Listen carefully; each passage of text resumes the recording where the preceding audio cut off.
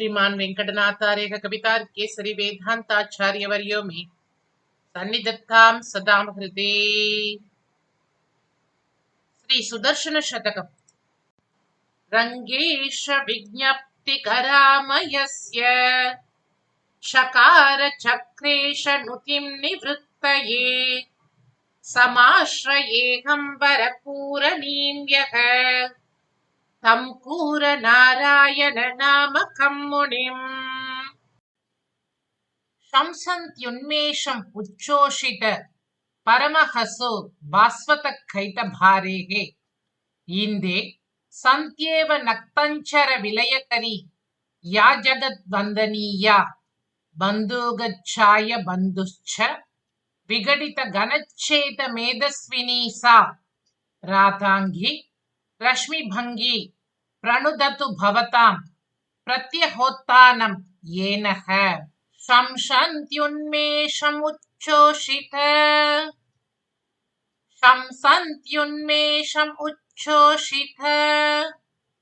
परमहसो भास्वतकैटभारेः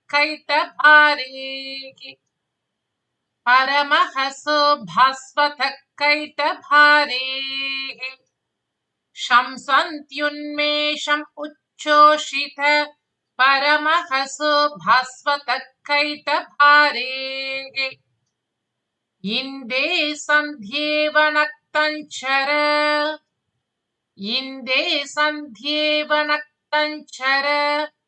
विलयकरी या जगद्वन्दनीया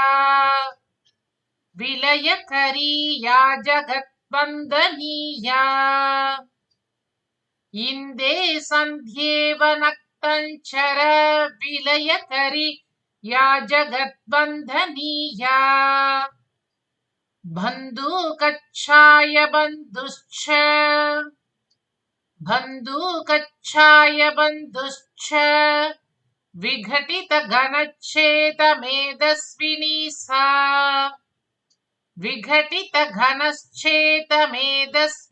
सा बन्धुकच्छाय बन्धुश्च विघटित घनच्छेद मेधस्विनी सा रातांगी रश्मिभंगी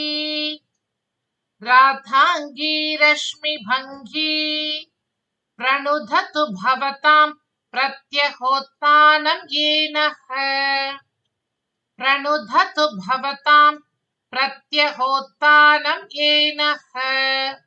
रातांगी रश्मिभंगी प्रणुदतु भवतां प्रत्यहोत्थानं येनः।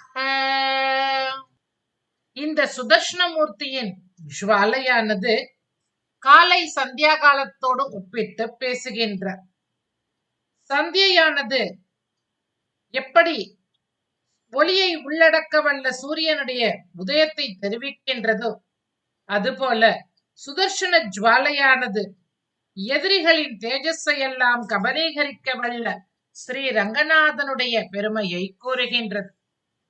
இரவில் திரியும் क्रूर ஜந்துக்கள் எல்லாம் காலை நேரத்தை பார்த்தவுடன் உள்ளடங்கும். அதுபோல நக்தஞ்சரர்களான அசுர ராட்சசர்கள் சுதர்ஷன ஜுவாலையை கண்டவாறே நாசமடைவார்கள். காலை நேரத்தில் சூரியனுடைய செங்கதிர்கள் எல்லா இடத்திலும் பரவுவதால் மேகங்களும் கரிய நிறம் மாறி செம்மை பெற்று விளங்கும். அதுபோல இந்த சக்கரத்தாழ்வானின் பந்தூக புஷ்பங்களின் ஜோதியோடு ஒத்ததாகிய அவருடைய ஜுவாலையின் ஒளியால் காளமேகங்களும் தம் நிறம் கெட்டு இந்த செந்நிறத்தையே உடையதாக விளங்குகின்றது. இப்படிப்பட்ட சுதர்ஷன ஜோதியானது நமக்கு நாள்தோறும் உண்டாகும் பாபத்தை போக்கடிக்க வேணும் என்று பிரார்த்திக்கின்றார். சம்சந்த்யுன்மேஷம் உச்சோஷித பரமஹசோ भास्वतकैटभारेः इंदे सन्ध्येव नक्तञ्चर विलयकरी या जगद्वन्दनीया बन्धुगच्छाय बन्धुश्च विघटित घनश्चेतमेतस्विनी सा रातांगी रश्मिभंगी प्रणुदतु भवतां प्रत्यहोत्तानं येन कवितार्किकसिंहाय कल्याणगुणशालिने श्रीमते वेङ्कटेशाय वेदान्तगुरवे नमः।